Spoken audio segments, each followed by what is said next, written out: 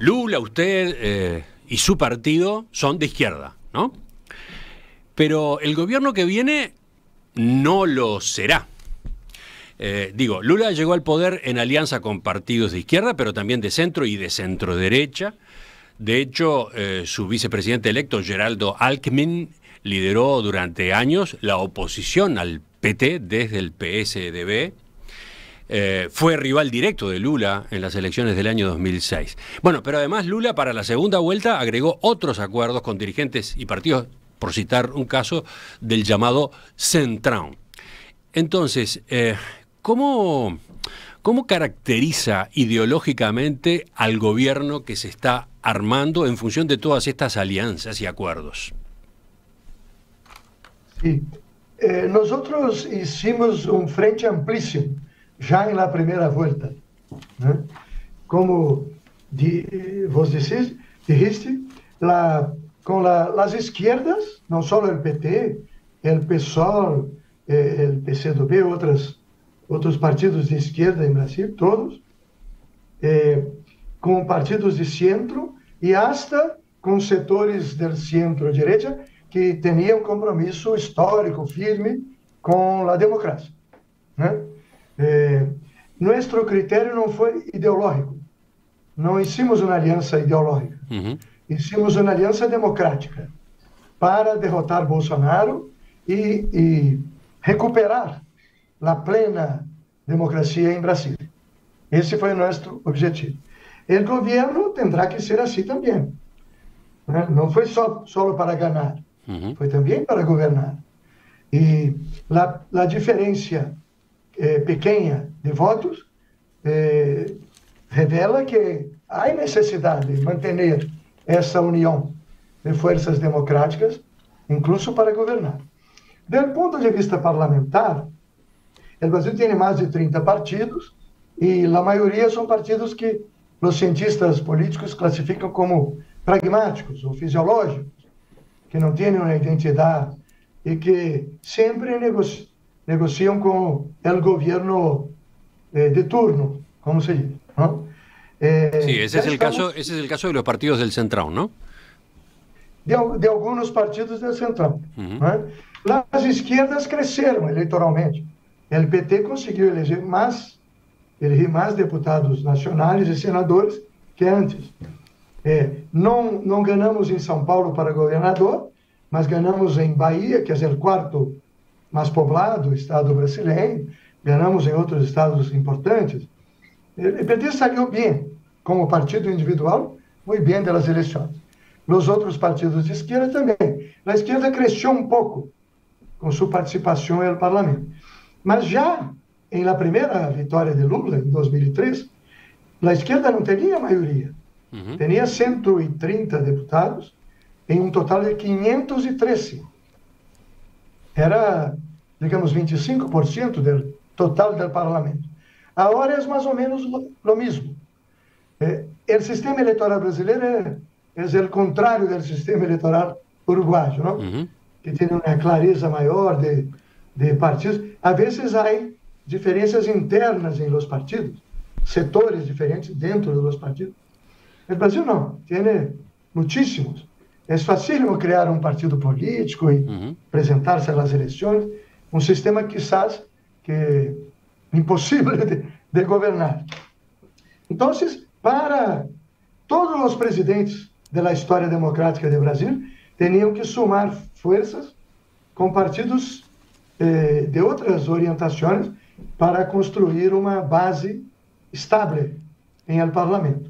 Nosotros vamos a hacer eso también, negociando con todos los partidos que quieran negociar con nosotros para dar una mayoría mínimamente estable en el Parlamento. Usted mencionaba justamente antecedentes.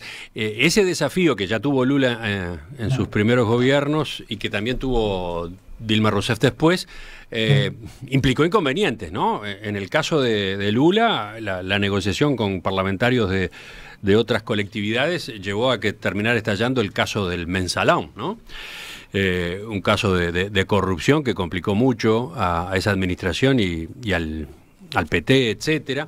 O bueno, si vamos a a la alianza que hizo el PT en 2010 con el Movimiento Democrático Brasileño, aquella que se plasmó en la fórmula Dilma Rousseff, Michel Temer, esa que ganó las elecciones. Bueno, poco después, en 2015, se rompió y Temer terminó operando a favor del impeachment de Dilma Rousseff. Entonces, ¿qué dice a propósito de, no sé cómo llamarlo, aprendizajes de esas experiencias anteriores?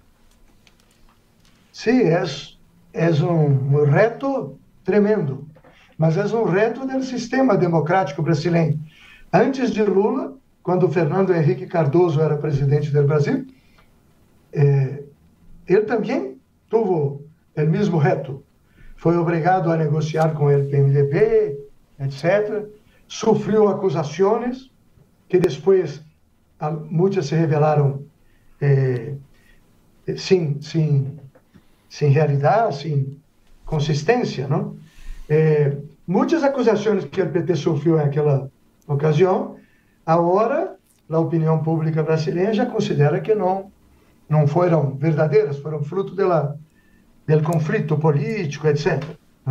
Mas essa é uma dificuldade, porque você, para governar, tem que negociar com setores que não têm tu programa e que, a vezes, apoiaram outros candidatos à presidência da República. Então, em minha opinião, uma deformação do sistema partidário, do sistema eleitoral brasileiro. Mas há que fazê-lo, e o aprendizagem é que não se pode fazer isso sem invitar representantes desses partidos para integrar o governo. ¿Esa es una diferencia importante, entonces, en lo que se está preparando ahora? No, ya en las dos primeras presidencias de Lula, había representantes de otros partidos en funciones relevantes de gobierno, ministros, a veces presidentes de empresas públicas. El aprendizaje, en mi opinión personal, es que hay que fiscalizar mucho más la atuación de todos, incluso de nuestro partido, mas sobretudo la actuación de los representantes de esos partidos que no son tan identificados con nuestra visión del país, de la sociedad, etc. Mas además hay una otra cosa. La gobernabilidad política en el Parlamento es crucial, es esencial. En ningún país del mundo se puede gobernar sin base en Parlamento. Mas para nosotros será también muy importante lo que yo llamaría de gobernabilidad social. Mantener viva, ativa, essa maioria, essa frente amplíssima, com artistas, os mais grandes cantores, os atores, as atrizes, escritores, enfim, os científicos, os empresários, na parte que nos apoiou, manter os jovens.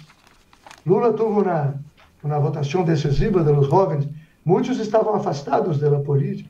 Então, manter a base social que viabilizou a vitória de Lula ativa, não como espectadora da política, mas, como dizia o grande Paulo Freire, que foi dos criadores do PT, sujeitos ativos da democracia, e não só espectadores passivos de lo que vai ocorrer.